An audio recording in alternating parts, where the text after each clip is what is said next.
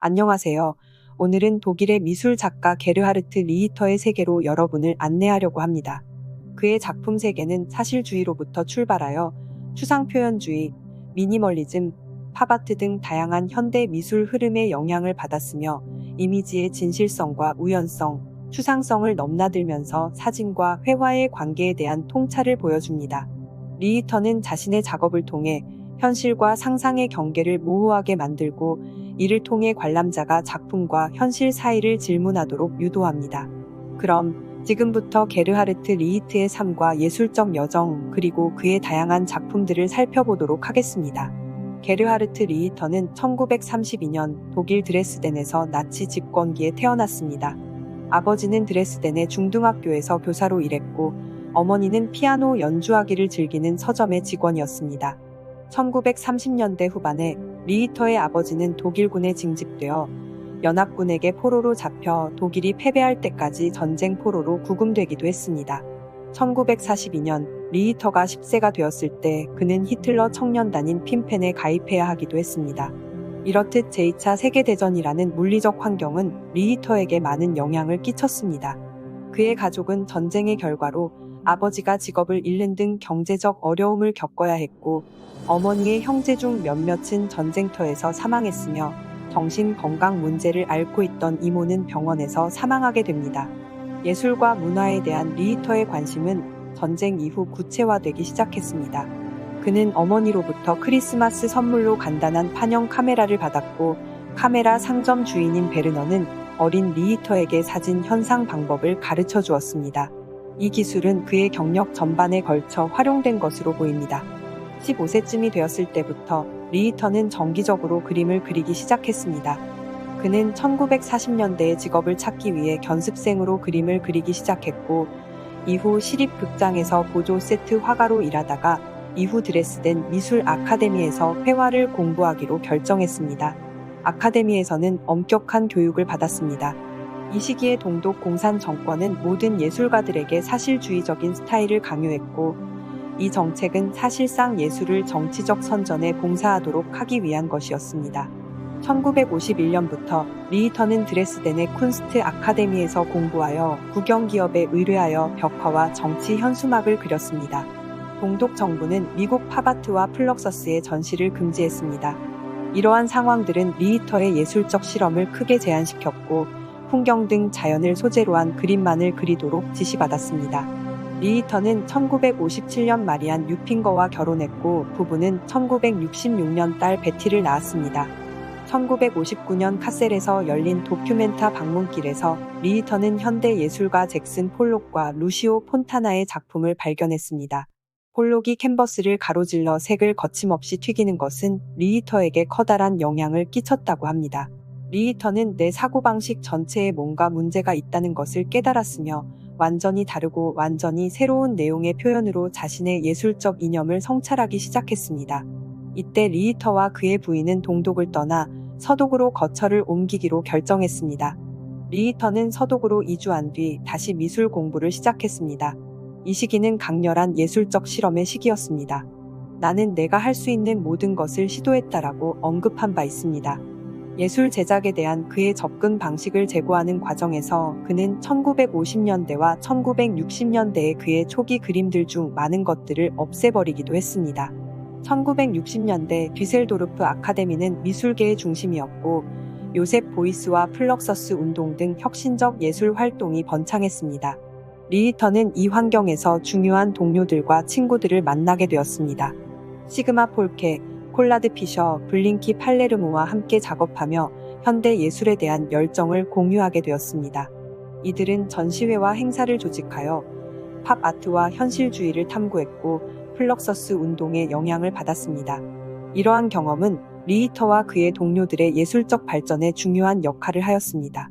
리히터는 1960년대 초반에 현대 사회, 대중문화, 미디어 등에 대한 관심을 회화에 담기 시작했습니다. 이 시기 시작된 사진 이미지의 사용은 그의 예술에서 혁명적인 전환점이었습니다. 그는 사진 이미지와 회화 사이의 관계를 탐구하면서 블러링 기술을 도입하고 분용 재트기 및 흑백 초상화를 그리기 시작했습니다. 1964년 아카데미를 떠난 이후로 그는 이러한 새로운 접근 방식을 바탕으로 장기적인 예술 경력을 쌓아갔습니다. 리히터는 뒤셀도르프 아카데미에서의 재학 마지막 시기에 사진과 회화 사이의 교류 기반을 확고히 다졌고 이후 다수의 전시를 통해 많은 인지도를 얻었습니다. 리히터는 예술 학교를 떠난 지 6개월 만에 여러 상업 갤러리에서 전시를 하게 되고 컬렉터들의 관심을 끌게 되었습니다. 그는 사진은 가장 완벽한 그림이다. 그것은 변하지 않으며 절대적이며 따라서 그 자체이다. 라고 말하기도 했습니다. 그는 사진을 자신의 예술의 원천으로 여기며 이것이 주는 정보와 그것이 정보화하는 방식에 관해 탐구하였습니다. 리히터 초기 작업은 다양한 주제에 대한 흥미를 나타내며 특히 군용 항공기, 가족 초상화, 그룹 초상화 등이 그의 작품에 두드러지게 나타났습니다. 죽음에 대한 의식이 이 작품들의 중요한 테마 중 하나였습니다. 미디어가 고통과 죽음을 다루고 있는 것에 대한 대중의 호기심을 리히터는 인식하고 그것을 작품에 반영하였습니다. 1966년에는 색차트와 같은 추상 요소를 작품에 도입하며 미니멀 아트와 팝 아트의 영향을 보여주었습니다. 1967년 이후 리히터의 작품에는 여성을 중심으로 한 누드와 에로티시즘 이미지가 흔히 나타났습니다. 1968년에는 도시의 이미지에 관심을 기울이며 추상적인 영역으로 나아가는 새로운 방향을 모색했습니다. 그는 또한 산맥을 다룬 작품들을 그리기 시작하는 등 자연 경관으로의 새로운 시도를 시작했습니다. 1968년과 1969년 사이에는 코르시카의 여행 경험이 작품에 반영되었고 이는 로맨티시즘과 추상화를 탐구하는 리히터의 관심을 보여주었습니다. 이 시기에 그는 그레이톤의 작품과 다양한 추상 작업을 시도했습니다. 1970년대 초 게르하르트 리히터의 예술 경력은 힘을 모으며 국제적 평판이 높아지기 시작했습니다. 1971년에는 기하학적 추상화를 다시 시작하면서 색상 선택의 우연성 요소를 도입했습니다. 리히터는 36회 베네치아 비엔날레에서 독일을 대표하기 위해 초청되었고 그 후 더큐멘트에도 참여하여 중요한 현대 예술가로 인정받게 되었습니다. 베네치아 비엔날레에서 그는 48 포트레트 시리즈를 제작했는데 이 작품은 48명의 유명한 인물을 회색 계열의 단순화된 이미지로 그렸으며 과학자, 작곡가, 철학자, 작가 등 전 세기의 역사적 인물을 담고 있습니다. 1972년에는 엔페인팅 시리즈를 시작했습니다. 그는 이 시리즈에서 지워버림을 통해 작가의 의도를 보여주었습니다.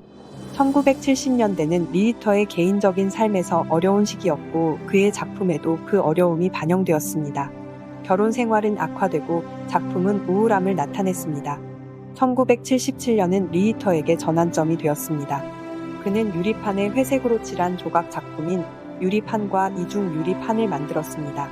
이것은 리히터가 1990년대와 2000년대 초에 더 탐구하게 될 유리와 반사에 대한 연구의 시작이었습니다. 또한 Abstract Build라고 간단히 묘사되는 다양한 색상의 추상 작품을 개발하였습니다. 회색과 갈색이 사라지고 대담하고 밝은 색상, 질감, 패턴, 표면 및 기술이 사용되었습니다. 1979년 봄에 리히터와 그의 첫 아내 엠마는 공식적으로 이별했습니다. 회색으로 시작한 10년이 더 많은 색채로 끝났습니다. 1980년대 초 게르하르트 리히터는 신표현주의 예술을 선도하는 중요한 작가로 떠올랐습니다. 이 시기에는 필립 구스톤, 줄리안 슈나벨, 게오르크 바젤리츠, 안셀름 키퍼와 같은 미술가들과 함께 활약했습니다. 리히터는 1980년대 초에 추상 작품으로 성공한 후 구상 작품을 어떻게 진행할지에 대한 주요 고민에 직면했습니다. 1982년부터 1983년까지 리히터는 양초 시리즈를 그렸습니다. 처음에는 관심을 받지 못했지만 이 작품들은 나중에 리히터의 상징적인 작품 중 하나로 인정받게 되었습니다. 이 양초 그림들은 조명과 흐림을 활용하여 사진 그림의 새로운 접근법을 제시했고 동시에 당시의 신표현주의와 구별되는 역할을 했습니다. 1981년 런던의 로열 아카데미에서 개최된 그림의 새로운 정신 전시회는 이러한 예술가들을 한데 모았고 리히터 또한 참여했습니다. 리히터는 이 변화의 선구자로 묘사되었으며 이 전시회를 통해 더 많은 관객에게 알려졌습니다.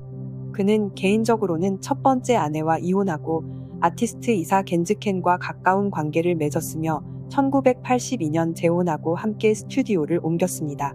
또한 1988년에는 RAF 멤버들의 사건을 다룬 작품을 제작하여 정치적인 논쟁을 불러일으켰습니다. 레드 아미 팩션 RAF 또는 바더 마인호프 그룹으로도 알려진 멤버들이 감옥에서 사망한 날과 관련된 작품으로 리히터의 가장 중요하고 논란이 되었던 작품입니다. RAF는 1970년대에 다양한 테러 행위를 수행한 학생 급진주의자들이 무장 혁명가로 변신했다고 묘사된 그룹이었습니다. 이들의 죽음은 자살로 취급되었지만 그들의 특이한 상황은 국가 요원들에 의해 살해되었을 수도 있다는 의심을 불러일으켰습니다. 리히터의 흐릿한 회색 그림 시리즈는 이 사건의 주요 순간을 묘사했습니다. 이 작품은 리히터의 가장 정치적으로 도발적인 작품 중 하나였으며 독일 대중들에게 여전히 논쟁의 주제입니다. 이후 베티라는 딸의 초상화는 대중적으로 인기를 얻어 리히터의 명성을 높였습니다. 이러한 성과로 리히터는 독일뿐 아니라 세계에서 가장 유명한 화가 중 하나로 자리매김하게 되었습니다. 1990년대 초반은 추상화 작품의 중요한 발전을 보여주는 시기였습니다. 이후 리히터는 두 번째 부인과 이혼하고 나이 차이가 한참 나는 젊은 여성 미술 작가 사빈 모리츠를 만나 결혼했습니다. 리히터는 사빈을 그릴 때 매우 따뜻한 톤으로 표현하였고 이후에는 사빈과 그들의 신생아 아들 모리츠를 그리기도 했습니다. 이러한 작품들은 리히터의 개인적이고 감정적인 측면을 반영하며 특히 모리츠와의 순간들은 거의 만질 수 있는 부드러움을 지니고 있다고 평가됩니다. 게르하르트 리히터는 1990년대에 Overpainted Photographs라는 새로운 장르를 개척하며 이후 1980년대 중반부터 이 작업을 시작한 이후 2000여 점 이상의 작품을 제작했습니다. 이러한 작품들은 형상, 추상, 사진의 언어를 조화롭게 결합시키며 강력한 효과를 냈습니다.